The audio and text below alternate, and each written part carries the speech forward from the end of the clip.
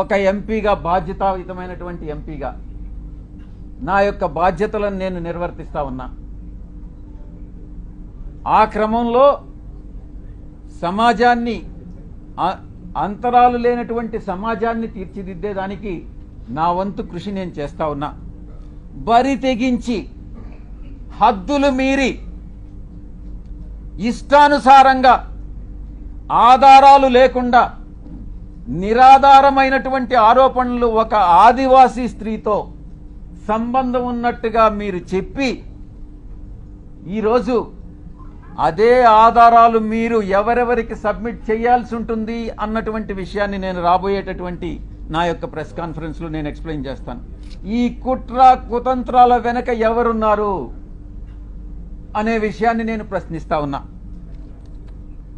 నాకు వ్యతిరేకంగా అనైతికంగా ప్రవర్తించినటువంటి వాడు వంశీకృష్ణ, 2 రాధాకృష్ణ, 3 బిఆర్ నాయుడు, 4 వెంకటకృష్ణ, 5 సాంబడు. నేను చెప్తా ఉన్నా, తప్పకుండా మీ అందరూ కూడా చట్టానికి లోబడి మీ అందరి మీద చర్యలు తీసుకోవడం జరుగుతుంది. ప్రతిపక్షంలో ఉన్నాడు వీడి విజయసాయిరెడ్డి, ఏం చేస్తాడు లేనని మీరు తేలిగ్గా తీసుకోవచ్చు. కానీ విజయసాయిరెడ్డి ఒక్కసారి పట్టుబడితే ఆ రోజు రామోజీరావు నాతో తగువేసుకున్నాడు. నేను ఏ రోజు రామోజీరావుని కలవలే. 1 సంవత్సరం రోజులు ట్విట్టర్ ద్వారా రామోజీరావుని నేను ఎదిరించా, వేధించా. ఏం చేశాడు? అదేవిధంగా అటు రాజ్యాంగబద్ధంగాను నాకున్నటువంటి ఏ అయితే వసతులున్నాయో అన్ని వసతులను ఉపయోగించి వీళ్ళందరికీ కూడా బుద్ధి చెప్తాను అన్నటువంటి విషయాన్ని నేను తెలియజేస్తా ఉన్నా. ఇక యూట్యూబ్ ఛానల్స్ కావచ్చు, కొంతమంది సోషల్ మీడియాలో గ్రూప్స్ క్రియేట్ చేశారు. ఆ గ్రూప్స్ కానీ చట్టరీత్యా నేను చర్యలు తీసుకోపోతున్నాను అన్నటువంటి విషయాన్ని నేను మీకు తెలియజేస్తా ఉన్నా. ఆ చర్యలు ఏందనేది కూడా మీకు చెప్పి చేస్తాను. మీకు వెన్నుపోటు పొడిచేటటువంటి ఉద్దేశం నాకు లేదు. మీకు చెప్పి చేస్తాను.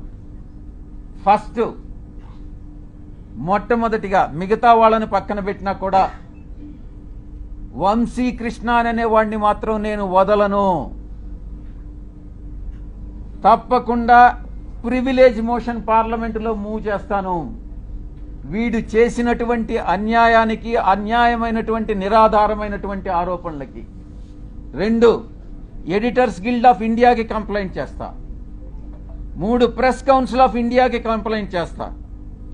నేషనల్ ఉమెన్ కమిషన్కి కంప్లైంట్ చేయిస్తా.